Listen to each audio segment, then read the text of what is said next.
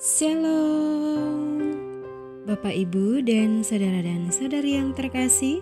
Jumpa lagi dalam Sikat Sabda Iman Katolik Jumat Pekan Biasa ke-32 12 November 2021.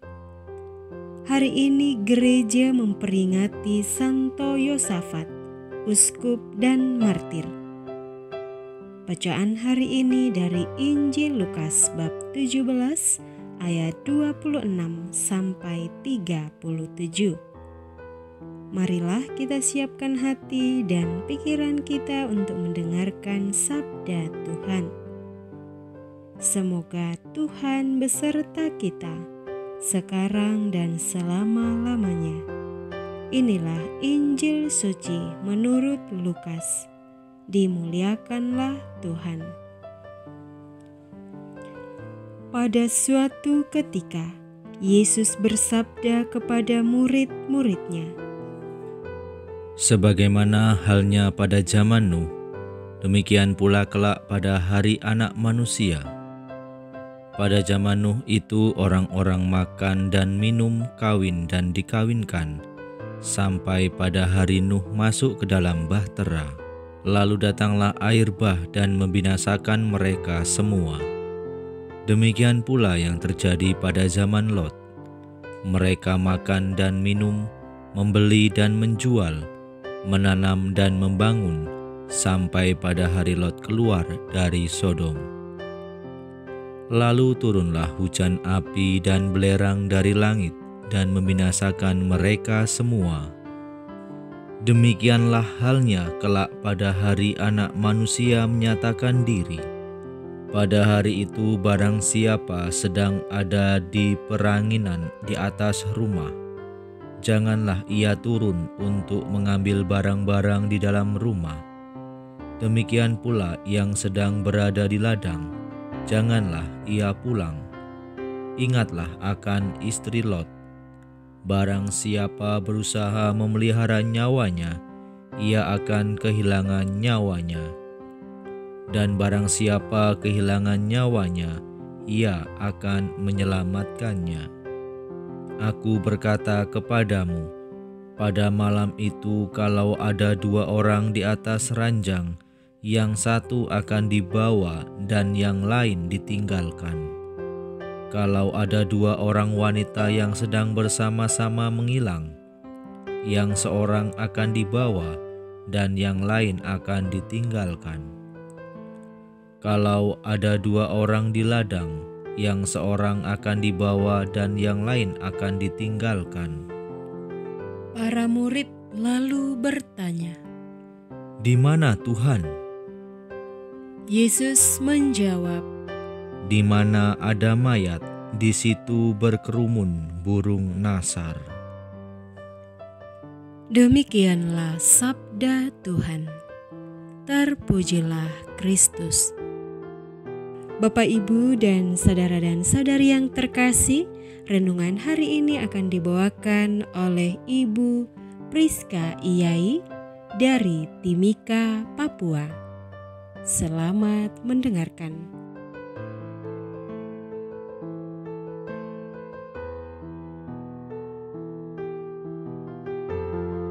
Selamat pagi dan selamat mengawali hari baru di hari Jumat ini. Pada hari ini kita memperingati perayaan Santo Yosafat, Uskup dan Martir yang hidup kurang lebih tahun 1580 hingga 1623. Yosafat dilahirkan di Ukraina dan dibaptis dengan nama Yohanes pada tahun 1580. Ia menjadi seorang biarawan dalam Ordo Santo Basilius dan memiliki nama Basileus. Ia seorang yang gagah berani dan penuh semangat kurban. Karena bakat dan kecakapannya, ia dipilih untuk menduduki jabatan pemimpin. Jabatan ini pada akhirnya harus dibayar dengan nyawanya. Yosafat menjadi seorang rasul ekumenis. Ia menyuruhkan persatuan di kalangan-kalangan gereja-gereja Kristen di Ukraina. Ada 3 kelompok utama Kristen. Yosafat dipilih menjadi uskup memimpin Keuskupan Polotsk pada tahun 1617. Ia menghabiskan 10 tahun berikutnya untuk membantu umat mengenal mencintai iman Katolik mereka dengan lebih baik. Ia mengorganisir perayaan-perayaan doa dan kelas-kelas agama. Ia mengadakan pertemuan para klerus dan bekerja sama dengan para imam untuk memberlakukan peraturan-peraturan yang dapat membantu umat beriman hidup dekat dengan Yesus. Uskup Agung Yosafat membawa pengaruh positif bagi masyarakat. Ia seorang pemimpin yang dinamis. Oleh karena itu, sebagian orang mulai was-was terhadapnya. Mereka membangkitkan suatu persengkongkolan untuk melawannya. Yosafat dibunuh, tubuhnya dibuang ke dalam sebuah sungai dekat sana. Yosafat wafat tanggal 12 November 1623 dan dia dimakamkan sebagai seorang santo oleh Paus Pius ke-9 pada tahun 1867. Pada hari ini kita mendengarkan tentang bacaan yang agak sedikit berbeda dari bacaan lain. Tetapi bacaan ini mengingatkan kita, memberitahukan kita, memberikan pesan kepada kita.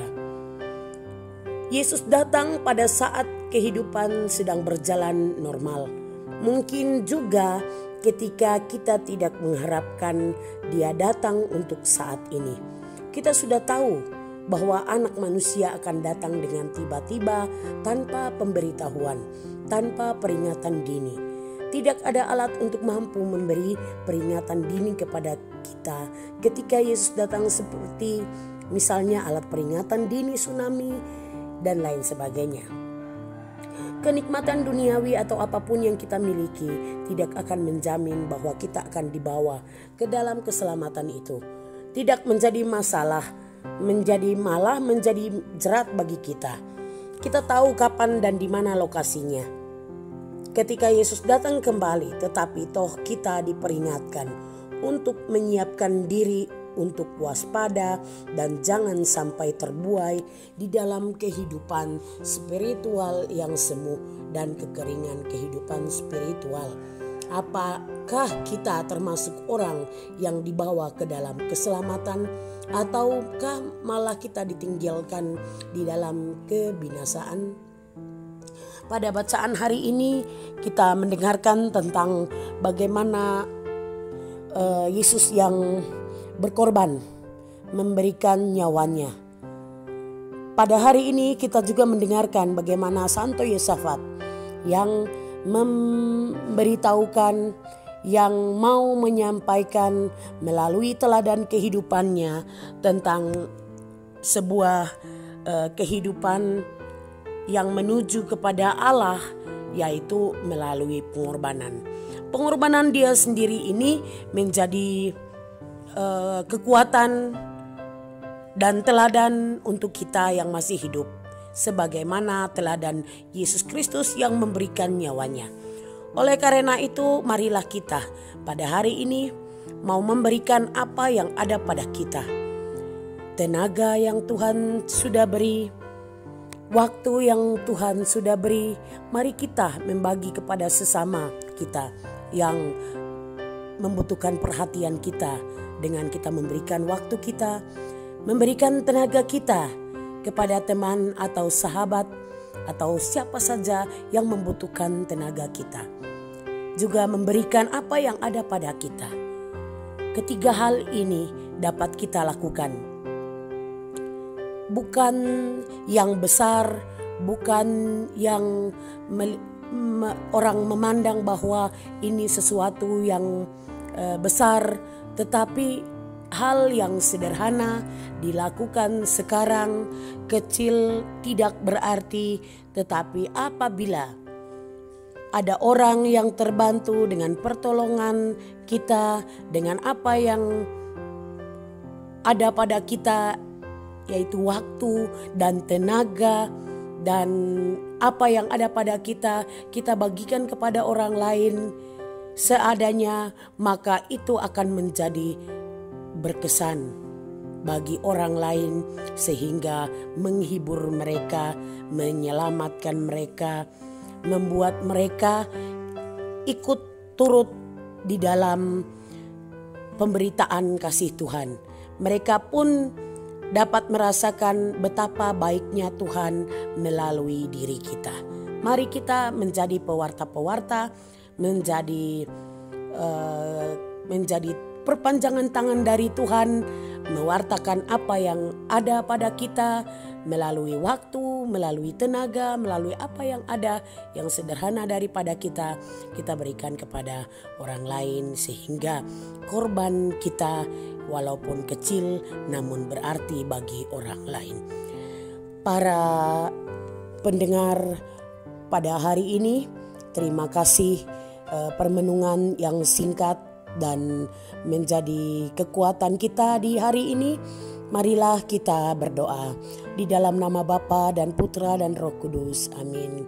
Tuhan Allah Bapa di dalam surga, kasih-Mu tidak terhingga di dalam kehidupan kami.